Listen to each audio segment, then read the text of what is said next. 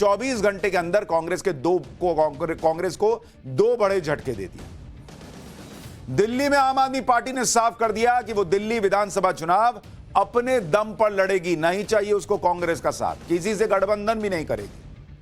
UP में अखिलेश यादव ने भी राहुल गांधी से बिना चर्चा किए उपचुनाव की 10 सीटों में से 6 सीटों पर उम्मीदवार के नाम की घोषणा कर दी। यह कांग्रेस की हालत हो गई है हरियाणा की हार के बाद। कोई सटने को तैयार नहीं है, हटो दूर वाला हिसाब चल रहा है इंडिया अलायंस में। शायद अरविंद केजरीवाल और अखिलेश यादव को लग गया होगा कि अगर कांग्रेस के साथ रहे तो अपने गढ़ में भी ना गंवा दे सीटें, इसलिए उन्होंने बिना देरी के राहुल गांधी से दूरी बना ली, दूर से नमस्ते कर दिया कि राहुल जी रहने दीजिए, आप अपना देखिए। क्योंकि उन्हें पता है कि जब कांग्रेस जीत रही होती है तो इनको तो पूछती नहीं है, जब हारने लगती है तो कंधे पे चढ़ जाती है। भाई कांग्रेस का हाल स्कूल के उस बालक जैसा है जो सबका टिफिन खाती है या खाता है, लेकिन अपना टिफिन किसी को नहीं खिलाता। जब अपना टिफिन खोलता तो कहता है दूर रहो ना, मेरे में क्या घुस रहा है, लेकिन दूसरे के टिफिन में जरूर खाने जाता है। राहुल गांधी और कांग्रेस का यही हाल है। लोकसभा चुनाव में पता था कि नरेंद्र मोदी से सीधे तो लड़ नहीं पाएंगे,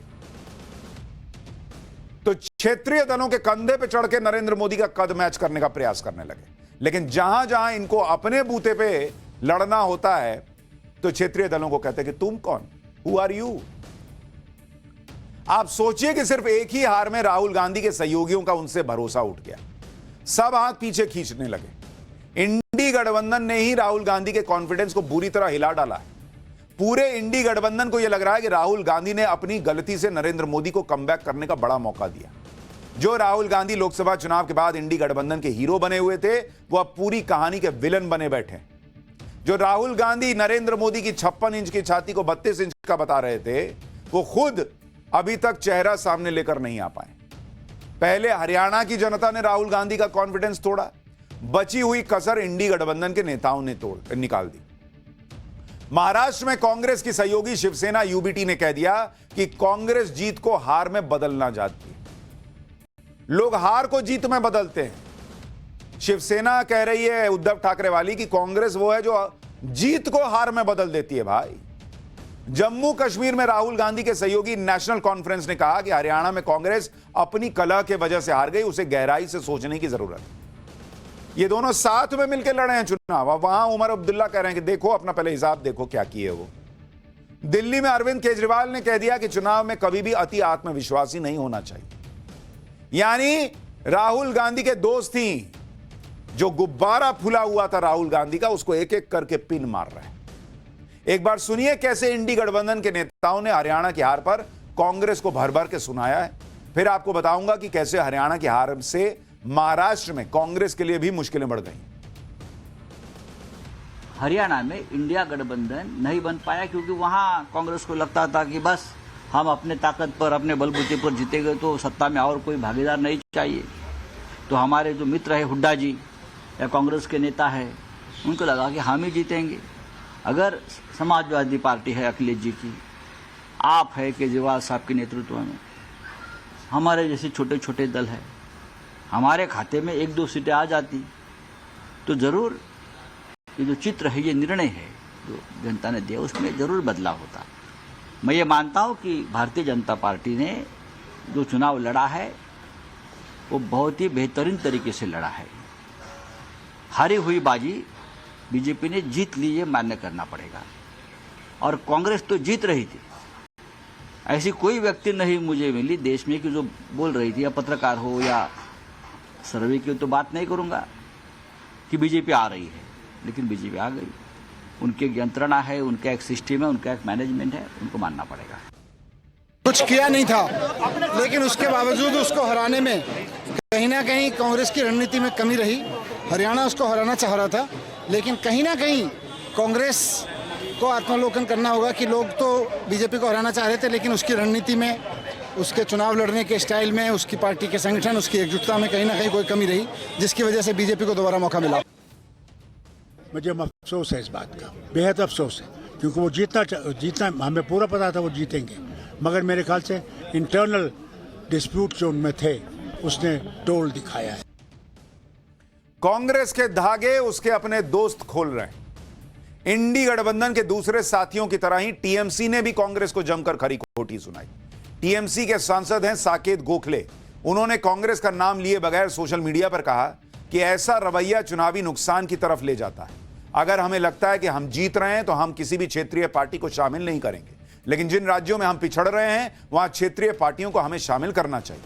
अहंकार, अधिकार और क्षेत्रीय पार्टियों को नीची नजर से देखना आपदा का कारण बनता है।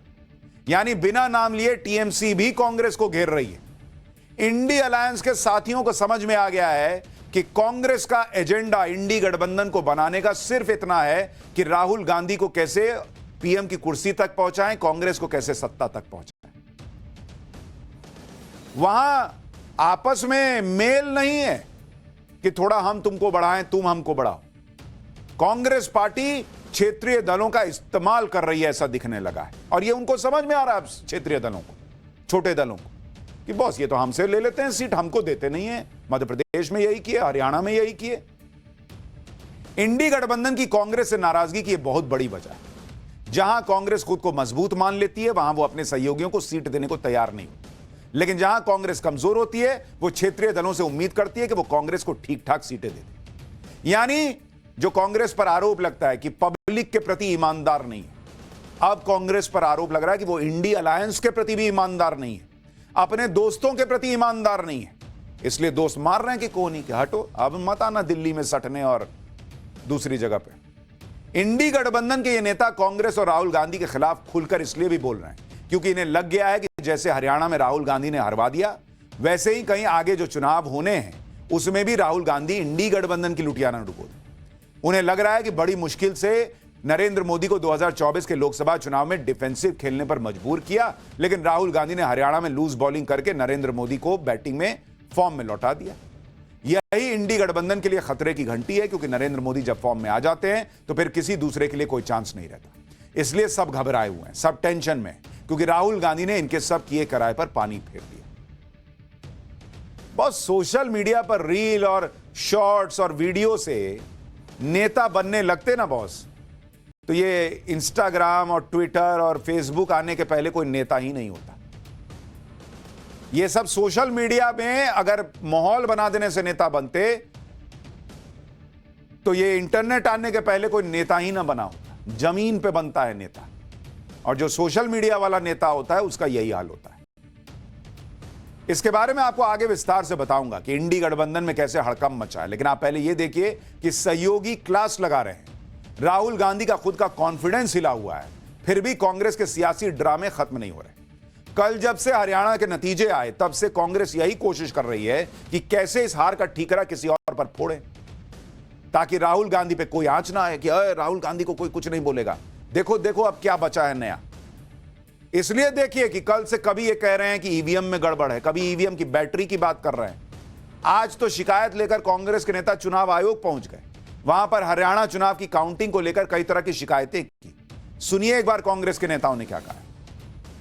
20 शिकायतें जो हमारे पास आई हैं, उनमें से 7 लिखित शिकायतें जो अभी आई हैं 7 कॉन्स्टिट्यूएंसीज से, जिसमें बैटरीज का खास तौर पे जो 99% बैटरीज दिखा रही थी काउंटिंग के दिन, और बाकी मशीनें जो सामान्य थी वो 60-70% दिखा रही थी।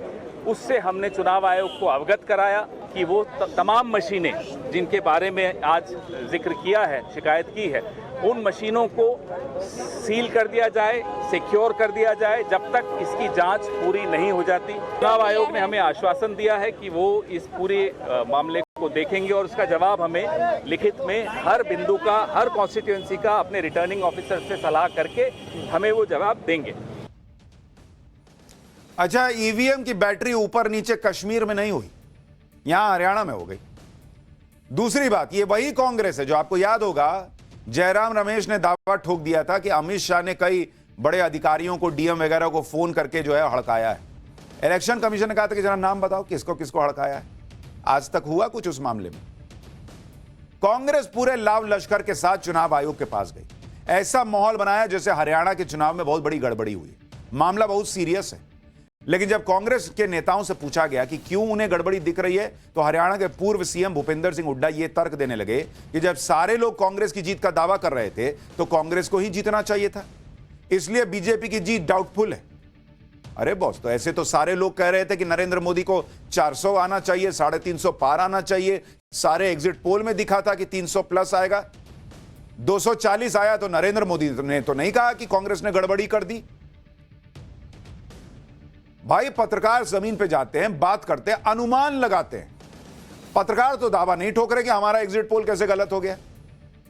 उधर हरियाणा कांग्रेस के अध्यक्ष उदय भान जो चुनाव हार गए हैं, वो अलग लेवल पे आरोप लगा रहे हैं। कल तक ईवीएम की बैटरी में गड़बड़ी की बात थी, आज वो ईवीएम हैक होने के आरोप लगाने लगे। सुनिए कांग्रेस नेता क्या कह रहे हैं, फिर आपको बताऊंगा कि कैसे कांग्रेस नेताओं ने ही कांग्रेस की पोल खोली है।